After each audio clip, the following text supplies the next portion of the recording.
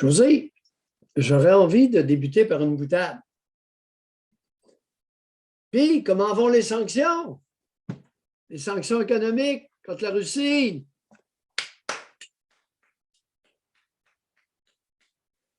Ça marche-tu bien? Ça va bien aller? Arc-en-ciel! Ben oui, on va prendre des sanctions économiques contre les Russes. Ça va-tu bien? On va dépouiller les milliardaires russes. On va Ça bloquer paraît bien. Oui! Alors, sanctions économiques, les copains, ça va pas bien. Impact, à date, après 13 jours d'invasion de l'Ukraine par les Russes, impact, 0. Oh! Moins 0. Les copains, moins 0. L'impact des sanctions économiques, moins 20. Mais l'impact va être sur la population, par contre. Parce que là, à long terme, là, ils sont barrés. Tout le monde sort de là. Les IKEA, les couche-tard, Apple, Microsoft, Visa, Mastercard, pour ne nommer que ceux-là. C'est le peuple russe qui va souffrir. Ce n'est pas les oligarques. Oui, à moyen terme. À moyen terme, dans 2 semaines, il va rester quoi de l'Ukraine?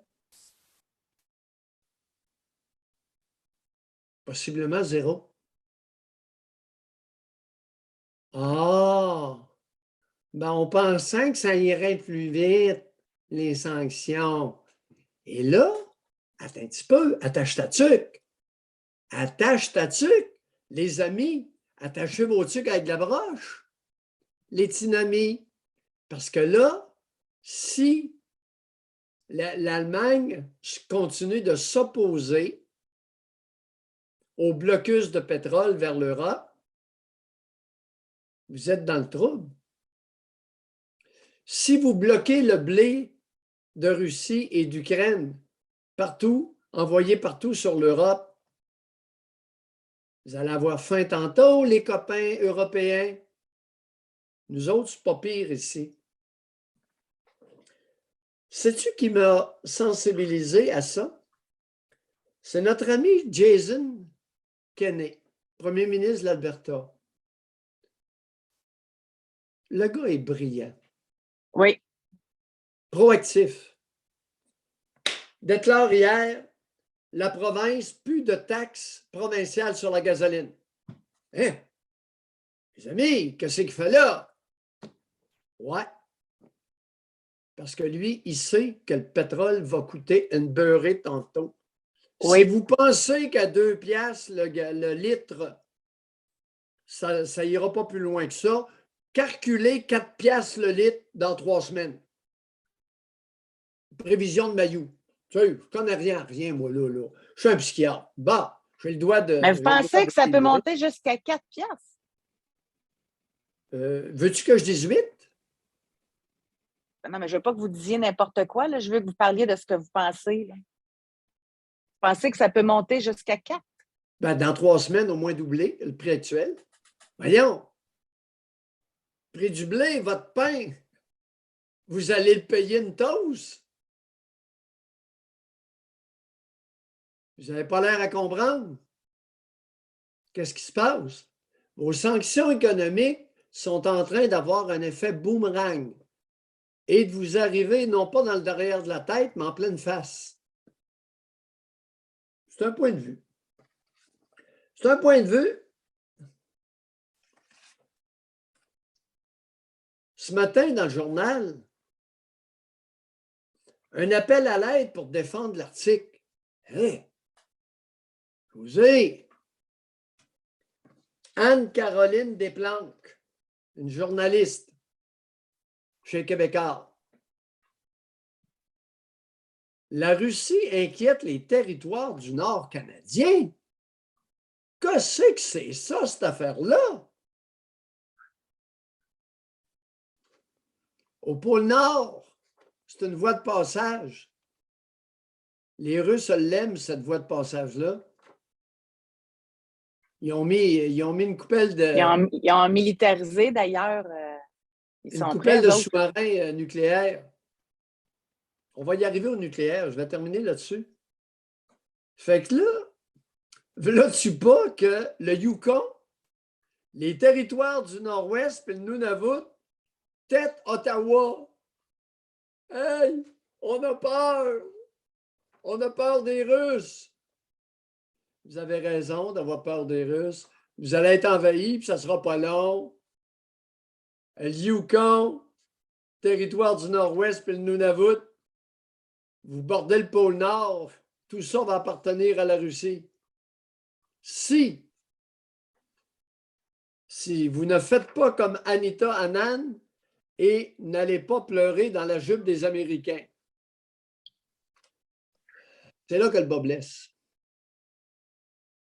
Le président des États-Unis actuel, je l'aime beaucoup. Il est sénescent. Bon, ça arrive, hein? Peut-être qu'à 80, je ne serais pas mieux que lui.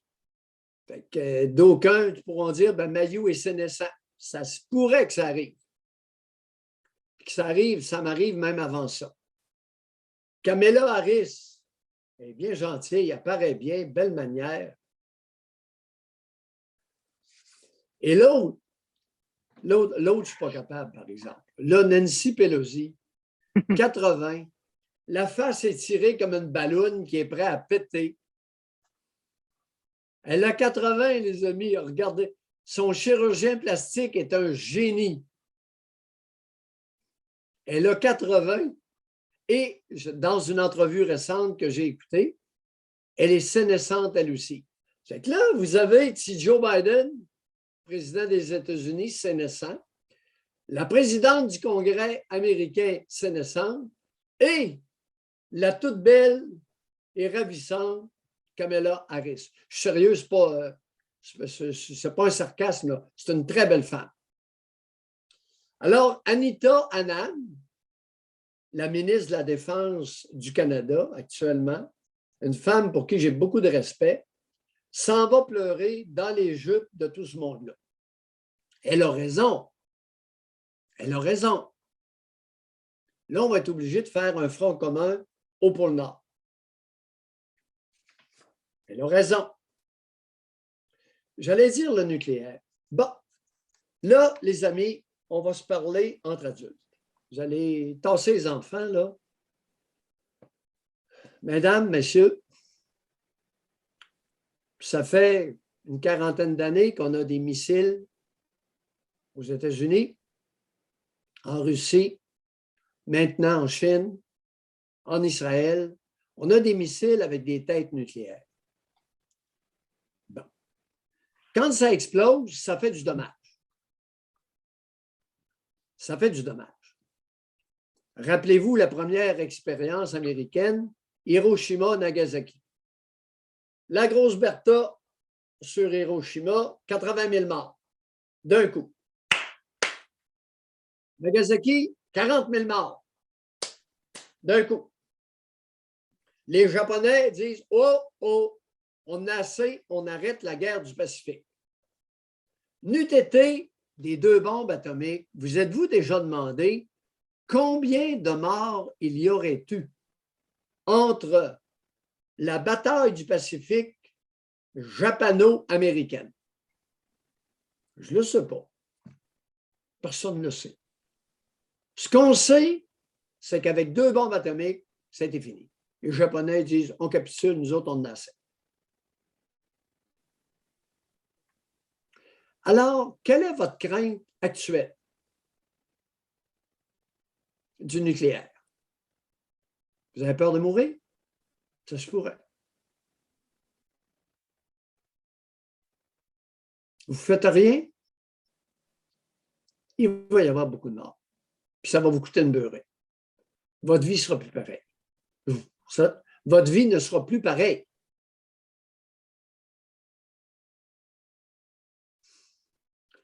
Vous avez créé des missiles avec des têtes nucléaires, puis vos armes vous font peur. Il est où le problème? José, ils sont là, les missiles avec des têtes nucléaires aux États-Unis, en Chine et en Russie principalement, puis dans plusieurs pays européens. C'est quoi votre problème avec un missile avec une tête nucléaire? Ça fait trop de dommages pour votre petit cœur. Mais votre petit cœur, là, dans 3 semaines d'ici, là, il ne restera plus grand-chose de l'Ukraine. Votre petit cœur va pleurer. Mais oui, mais Poutine a dit qu'il pèserait sur le piton. Eh oui. Mais sur le piton pour l'Ukraine, puis sur le piton, les menaces, c'est aussi contre les pays qui vont avoir été contre lui, là, qui vont avoir mis des sanctions, qui vont avoir mis tout ça. Fait que c'est là que la population est effrayée. C'est que Oui. qu'il y ait des retombées sur nos pays. Oui. Alors, qu'est-ce que tu suggères? On laisse Poutine massacrer, éradiquer, détruire l'Ukraine, puis nous autres, on reste confortables ici, puis on masse nos soldats canadiens dans les pays baltes et les soldats de l'OTAN un peu partout aux frontières de l'Ukraine, aux frontières ouest de l'Ukraine. C'est parce que le problème, là, oui. Je lisais Emmanuel Latraverse ce matin, là. Le problème, c'est qu'en plus, au Canada, on fait pépic, là, militairement parlant, puis au niveau des armements, puis etc.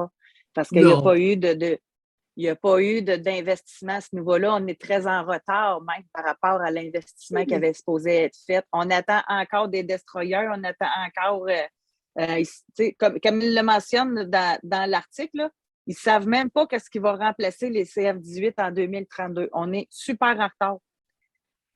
Eh oui, mais José, les pacifistes, les écologistes ont pris beaucoup de place à l'avant-scène.